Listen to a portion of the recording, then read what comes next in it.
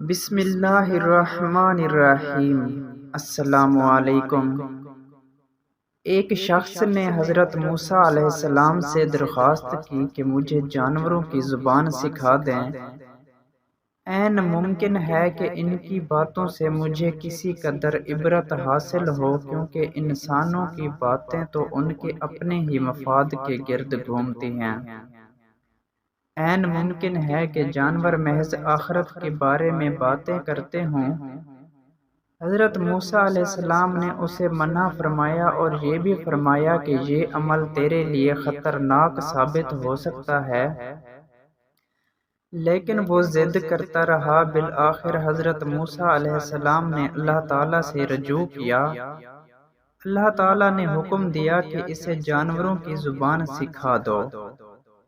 اس کے باوجود حضرت موسیٰ علیہ السلام نے اسے سمجھایا کہ اپنی ضد سے باز آ جاؤ، وگرنہ نقصان اٹھاؤ گے، لیکن وہ شخص نہ مانا۔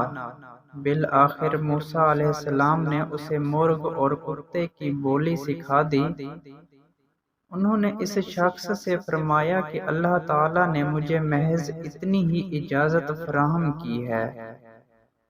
اگلے روز وہ آزمانے کی خاطر گھر کے دروازے پر کھڑا ہو گیا۔ اس کی خادمہ نے اندر سے دسترخوان اٹھایا اور اسے باہر گلی میں جھاڑا۔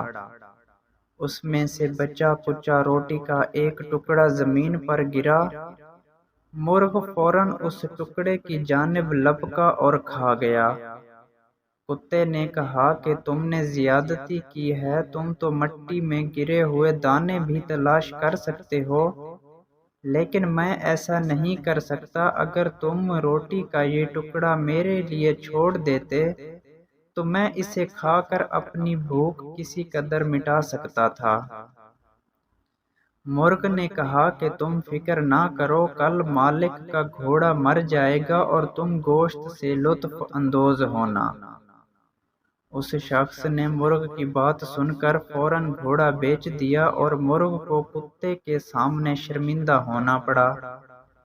اگلے روز مرغ نے پھر روٹی کا ٹکڑا ہضم کر لیا اور کتے نے پھر شکوہ کیا، اور دونوں کے درمیان ایک مرتبہ پھر گفتگو کا آغاز ہوا۔ مرغ نے کہا کہ مالک نے گھوڑا فروخت کر دیا تھا اور وہ نئے مالک کے پاس جا کر موت سے ہمکنار ہو گیا، لیکن تم فکر نہ کرو، کل اس کا خچر مر جائے گا اور تم پیٹ بھر کر گوشت کھانا۔ اس شخص نے خچر بھی فوراً بیچ دیا۔ تیسرے روز دونوں جانوروں میں ایک مرتبہ پھر گفتگو ہوئی۔ کتے نے مرغ سے کہا کہ تم جھوٹے ہو اور میں تمہارے پیچھے لگا رہا تو بھوک سے مر جاؤں گا۔ مرغ نے جواب دیا کہ مالک نے خچر بیچ دیا اور وہ نئے مالک کے پاس جا کر مر گیا، لیکن کل اس کا غلام مر جائے گا اور کتوں اور بھکاریوں میں روٹیاں تقسیم ہوں گی، تم بھی خوب پیٹ بھر کر کھانا۔ اس شخص نے فوراً غلام کو بیچ دیا اور اس مرتبہ بھی نقصان سے محفوظ رہا۔ وہ بہت خوش تھا، کیونکہ جانوروں کی بولی سیکھنے کی وجہ سے وہ مسلسل نقصان سے بچتا چلا آ رہا تھا۔ اگلے روز کتے نے پھر مرغ سے شکوہ کیا کہ جھوٹوں کے سردار کب تک میرے ساتھ جھوٹ بولتے رہو گے؟ مرغ نے کہا کہ میں اور میری قوم جھوٹ نہیں بولتے۔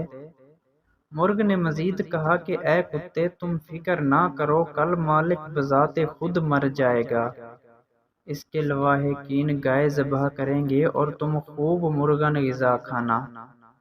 اس شخص نے جب مرغ کے منہ سے اپنی موت کی خبر سنی تو فوراً حضرت موسیٰ علیہ السلام کے پاس پہنچا۔ انہوں نے فرمایا کہ تم جس طرح دوسری چیزیں بیچ کر نقصان سے محفوظ رہے ہو، اسی طرح اپنے آپ کو بھی بیچ دو۔ موسیٰ علیہ السلام نے کہا کہ اللہ تعالیٰ کی قضا نہیں ٹلتی، لیکن میں اللہ تعالیٰ سے یہ دعا کروں گا کہ تیرا خاتمہ ایمان پر ہو۔ اس دوران اس شخص کی طبیعت بگڑ گئی اور اس نزاع کی کیفیت طاری ہو گئی۔ حضرت موسیٰ علیہ السلام نے اللہ تعالیٰ سے دعا کی کہ یا اللہ اس گنہگار کی خطا معاف کر دے۔